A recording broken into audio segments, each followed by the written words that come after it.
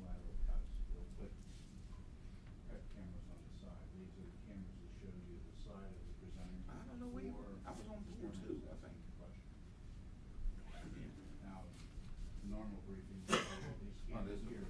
All right. Because 202. It's a video. 288. You don't have to. 7795. See, because I really do need a few plus locked. And although Kim was good friend and everything, Kim has a lot of negative shit.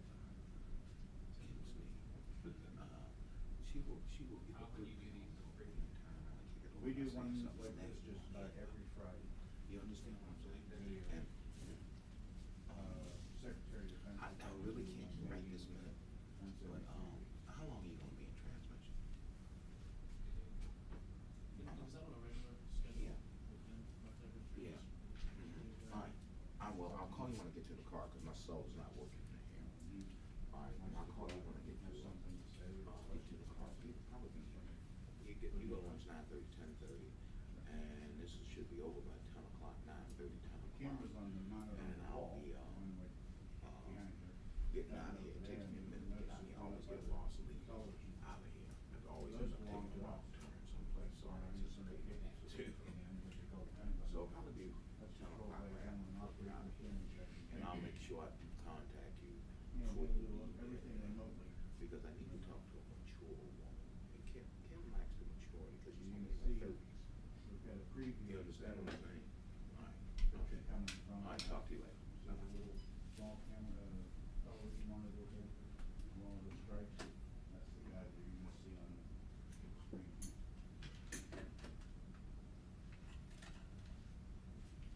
Jerry, we on time? We should be,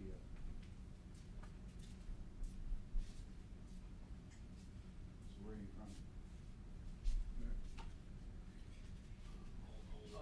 I'm from Lansing, Michigan. I mean, one particular school? Or? Oh, I go to Kenyon College. Okay. The group Is itself that in Kenya? No, Oh. Uganda. Oh, Kenya. Yeah, Kenya. It's a group of journalism students training to be journalists. They go all across the country, different colleges everywhere. They're here for the summer. They're journalists? Yeah, they're training to be Their first year? They're doing a 12-week training program for summer programs for future journalists. They're all in How do you want to be college. journalists if you don't have trust? Go ahead. I'm sorry? Who gets the Pentagon channel? Who gets the Pentagon channel? Well, just about all the military installations around the world get it. It's a satellite feed. Some cable systems get it. Cox Cable here in Fairfax, puts it on. I think Comcast and some others. It's available to them free of charge. And it's programming generated by the different services. So you'll see briefings from here, you'll see stand-up reports from around the world by different service members. And each of the services has their own version of a news show, if you will. What's the average length of the briefing? These last probably about 30 minutes, 32 minutes. Other briefings, live briefings are more like 40 minutes. Are there any topics that are regularly covered? Well, it's always one topic a day. No. Right here, it's easy to hear right all the time. Recently, it's been the departure of American citizens from other RA and Where did Lisa sit? You know that.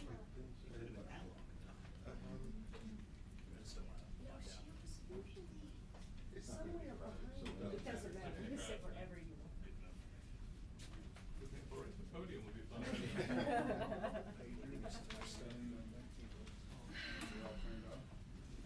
Oh, sorry. Yes. That's okay. You were not even in the right. Soccer. Not even a little bit. Nice to meet you.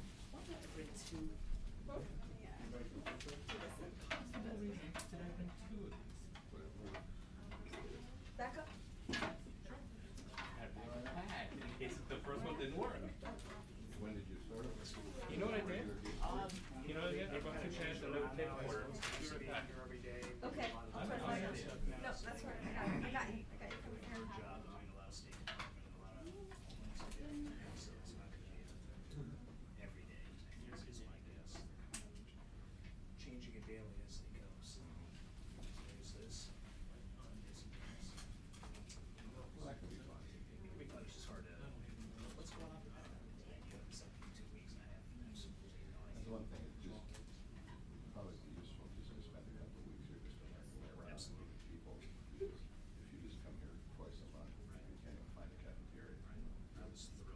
Not that that's a bad thing. I was just happy enough to find the booth today. It was very well. There's fantastic. Well, you got a pass. So you're- Finally got the pass last week. We've come in a few times for a few briefings and do some TV setups and then we do the whole sign-in process and that's what more than a little irritating. Step one was done.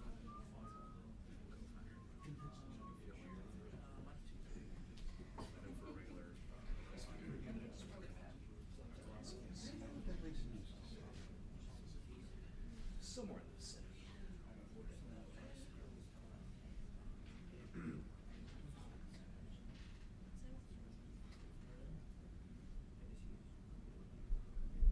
Did we figure it out? I think she was always somewhere behind me. Yeah, it's like somewhere else. So did you know Lisa Lyons? No. From AP Radio? Oh, yeah. Where did she?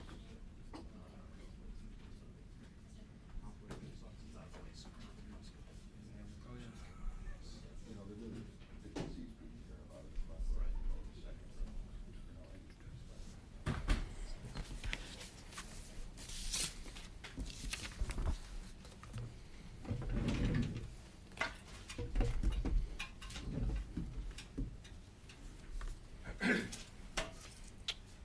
Let's see.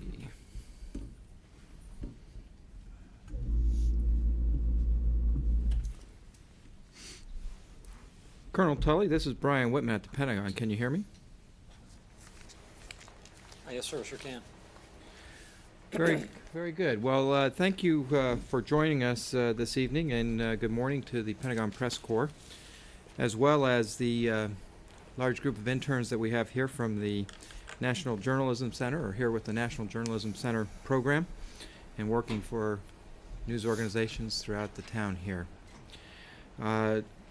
Our briefer today is Colonel John Tully, who is the commander of the 2nd Brigade Combat Team, 4th Infantry Division. Yeah, he assumed command of that unit in May of 2005, but took the unit to Iraq in November of 2005 and assumed an area of responsibility at the beginning of this year, assigned to Multinational Division Baghdad.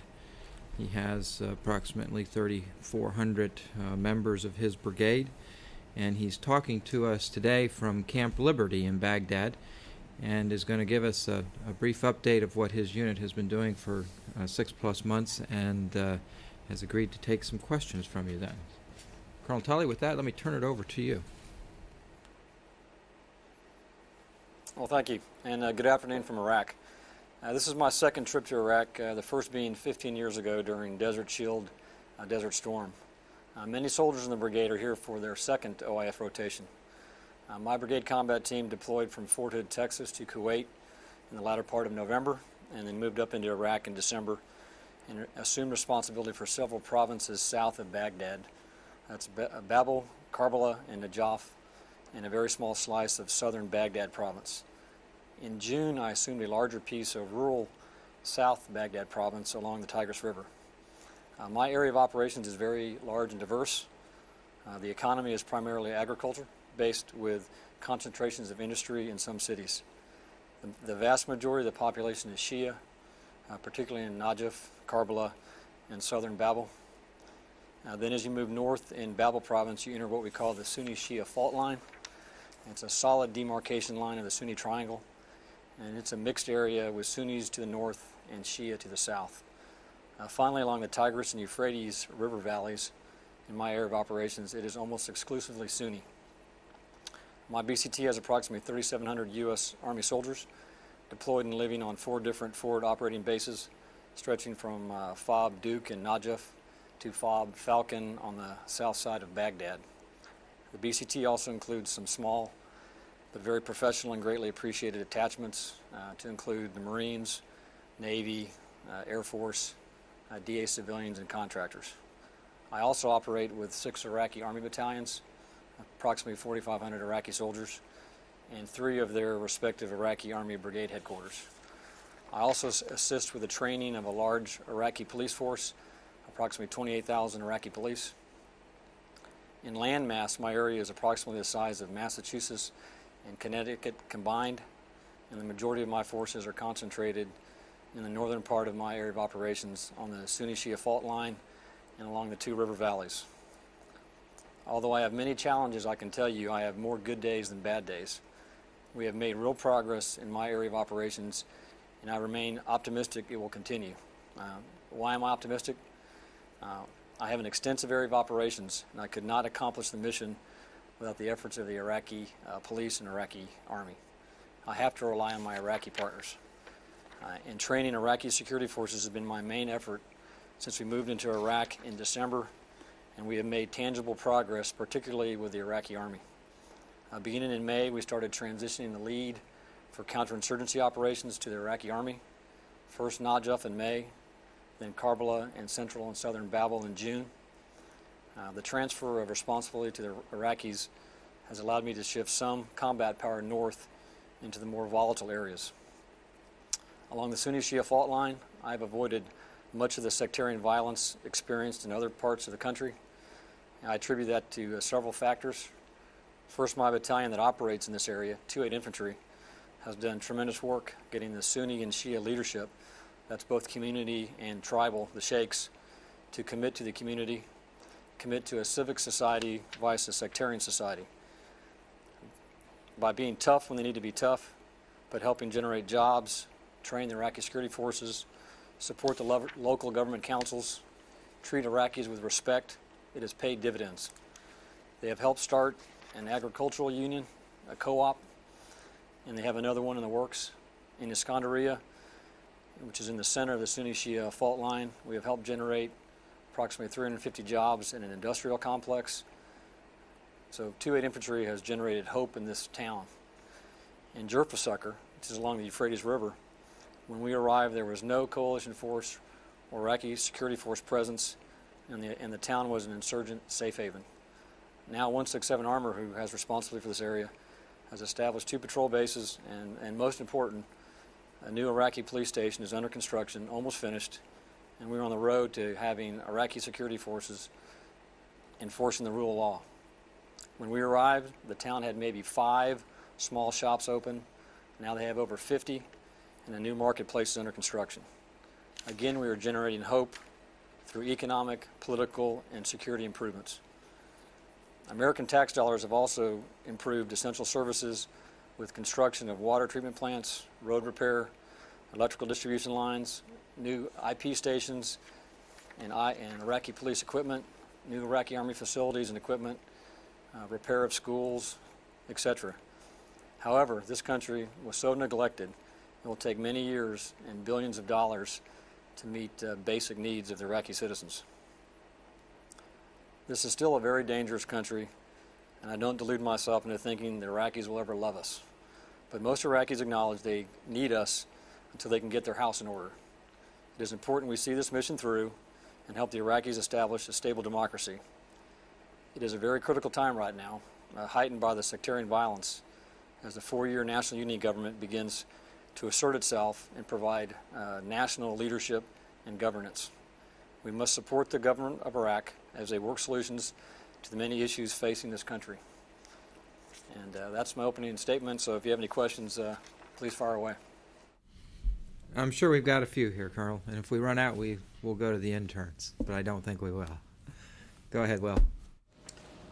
Colonel, it's Will Dunham with Reuters. Understanding that you're not responsible for the entirety of Baghdad, I still want to ask you, what changes in approach do you expect to see in security operations in Baghdad?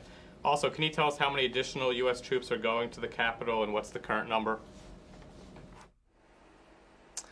Well, unfortunately, I don't have any troops in Baghdad. The closest I have is on the southern outskirts of Baghdad in the Rashid area.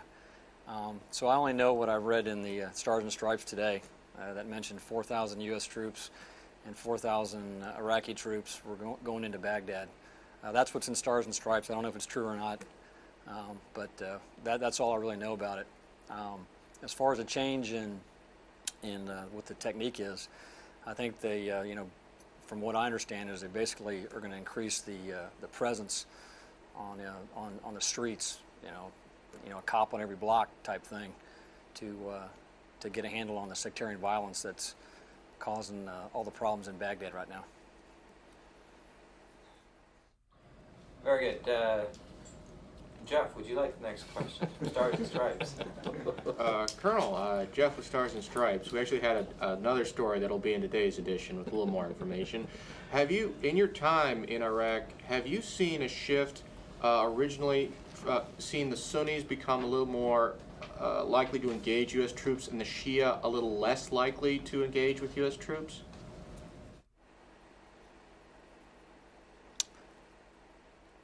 Well, there definitely has been, after we arrived, a shift with some of the Sunni tribal leaders. We're talking to a lot of my battalion commanders and company commanders in the past when they had not engaged with us. We saw that as a real opening to get them to lay down their arms and support the government of Iraq. We have seen some increase in my area. I have seen some increase in violence in the southern part of my areas, which is predominantly Shia. So there has been openings with the Sunnis, and there has been some slight deterioration with the Shia. Well, to what do you attribute the what you call a slight increase in violence in the South, and is it possible to quantify that at all?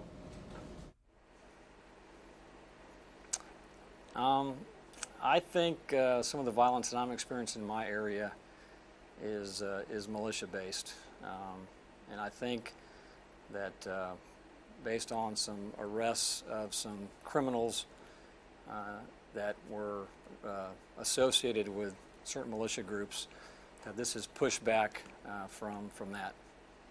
As far as quantifying it, maybe 25% increase in violence in the southern part of my area of operations. Numbers from Can you put that into numbers as from X attacks to Y attacks?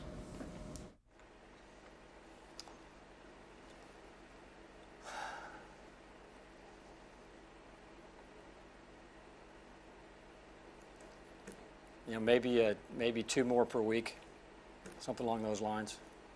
It's not a significant spike, but it's worrisome because I do have people operating on the roads. So it's not a huge spike, but maybe a couple more per week as far as attacks. Lolita. Colonel, it's Lolita Baldor with the Associated Press.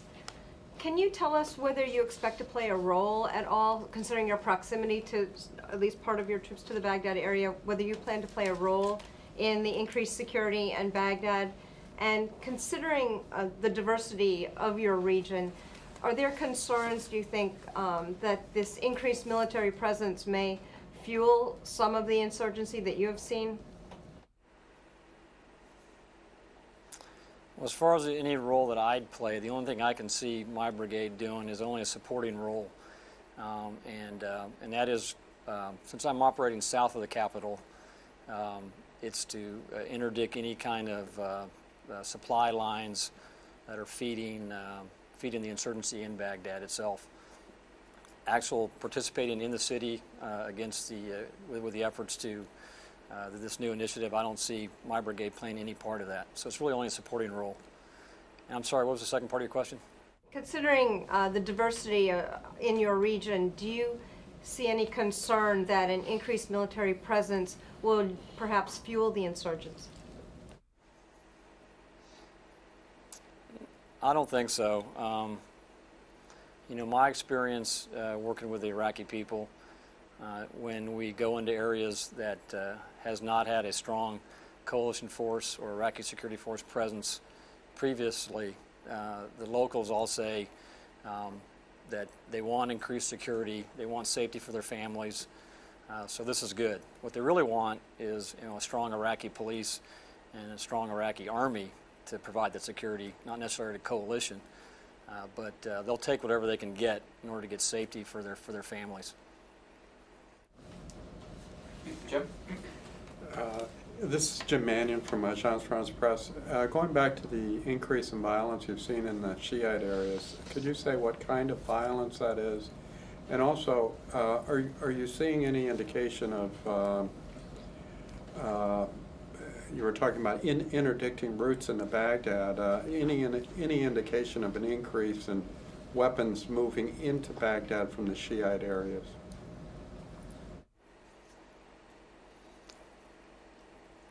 I don't have any indications of an increase. We only moved up into the Tigris River Valley in June, so I don't have a lot of historical knowledge on what may have been happening there previously. But I have not seen any kind of spike in increased smuggling of weapons and munitions moving into Baghdad. As referenced the attacks, the vast majority of the attacks that occur against my soldiers are the improved improvised explosive devices, the IEDs on the roads. That's the main threat to my soldiers, and that's the main thing that's caused casualties among the troops in my brigade. And that's across the board for everybody. IEDs is the main threat. If I could just clarify, so when you're talking about the increase in attack, you're talking about attacks on by Shiite militia related attacks on U.S. forces? And if so, if that is what you're talking about, are you also seeing any kind of an increase in sectarian type attacks in those, at least those borderline areas? As far as the sectarian violence in my AO, there's been very little. There's been a couple of very horrific attacks down in Kufa, down in Najaf. There's a couple of suicide car bombs down there that caused some pretty bad casualties, and that's a predominantly Shia area. But in the areas, in my areas in North Babel that are the mixed communities of Sunni Shia, I've seen very little sectarian violence, and things are more peaceful there than when we arrived in December. So that's pretty good. That is a good news story. Colonel Mike Emanuel with Fox News, with news yesterday that some soldiers, not your soldiers, but some soldiers are having their tours extended and they're being redeployed to Baghdad. As an officer, do you worry about the morale that it would have on those soldiers, your soldiers, to see tours extended to Baghdad? Well, a year is a long time over here, and none of us look forward to being extended. But we all knew what the chances were coming over here. I know before we deployed in the 4th Infantry Division, we told everybody, the CG, me, everybody told the soldiers, it's a year-long tour, but you got to be prepared to serve longer. And we don't like it, but we're soldiers and we do what we're told. Now at times like this is when leadership has to step up and drive on and get the mission accomplished. Colonel, this is Sarah Wood with American Forces Press Service. Along that same line, how would you categorize the morale among your troops? I'd say the morale among my troops is very good. Based on the sensing sessions I've done and going around just talking to people, getting feedback from officers and NCOs, just talking to troops, morale is very high. They're very proud of what they've accomplished. They see that they're making a difference, and overall, I'd give us at least a B+ in morale. Colonel, it's Al Pessin from Voice of America. I wanted to follow up briefly on morale, and I have another question. There was a story in the Washington Post, I think it was yesterday, quoting a soldier in a tank as saying that he feels like all he does is he goes out every day and waits to get bombed, and that that indicated that morale was not very good, at least in that area, and then this announcement can only have hurt it. So can you talk about the impact of this announcement specifically and of the slight increase in attacks that you mentioned on the morale of the soldiers? Well, like I said before, the getting told you're going to spend more time over here will definitely be a blow. But the small unit leaders, the E5 sergeants, I've got to sit down and talk to their folks and explain to them, why they're being extended, the importance of the mission over here, and and we're soldiers, and we do what we're told. As far as the comment about the one soldier, you're going to have pockets of individuals that in any unit that are unhappy, but you just got to do the best you can to keep soldiers informed, tell them the importance of the mission, and keep folks motivated through just strong, small unit leadership. Increasingly difficult to keep them motivated? Sir, I've not had that issue. I've not had that issue. It has not been increasingly difficult. We're doing okay. So far, so good in the 2nd Brigade, 4th ID. Colonel, I'm Carl Osgood with Executive Intelligence Review. Are you concerned that the continuing high rate of violence in Baghdad itself might have some sort of spillover effects into your area, especially along the Shia-Sunni area that you talked about earlier? Clearly that's a concern. Since I do have a mixed area, it's definitely a concern, and we're staying engaged with the local leadership, the local community leaders. I have a very strong Iraqi police and Iraqi Army presence in that area, as well as my troops, staying engaged with the local leaders, and when need be, we're doing offensive operations to keep the insurgency off balance. But it's definitely a concern, but so far so good in North Babel. Colonel Will Dunham with Reuters. Could you tell us specifically which militias you believe are causing the most problems in your area? You mentioned the slight uptick in violence in parts of your area of operations. Who's responsible for that? Well, that's kind of a tough question because first off, we are not targeting militias in the AO. What we are targeting is bad actors, any kind of criminal elements that are attacking us or attacking Iraqi security forces or other Iraqis, local nationals. In some cases, when we've targeted them, they've turned out to be, Jaish al-Mahdi, Mahdi militia. So Mahdi militia is the term that comes up the most frequently, but I couldn't generalize and say it's one particular militia over the other. Just to follow up, do you think you're seeing a little bit of a power play by Muqtada al-Sadr? It's hard to say at this point. I really don't have a good answer for you on that one. Colonel, it's Jim Mannion again. There have been, in recent months, I guess, there have been a number of high-profile cases of civilian deaths as a result of actions by U.S. troops. I noticed that in your introductory remarks you talked about treating Iraqis with respect. How high a priority is this for you in your area? And if you can, what are you doing specifically, maybe in terms of the rules of engagement and that kind of thing, in order to avoid these kinds of incidents? Well, it's been a very high priority since the very beginning. When we first got here and started sitting down with all the local tribal sheikhs, both Sunni and Shia, what came out again and again in all the meetings was they want to be treated with respect, and we recognize that. What are some of the things we've done to address it? Well, first off, the rules of engagement haven't changed since we've been here. So we're following the rules of engagement.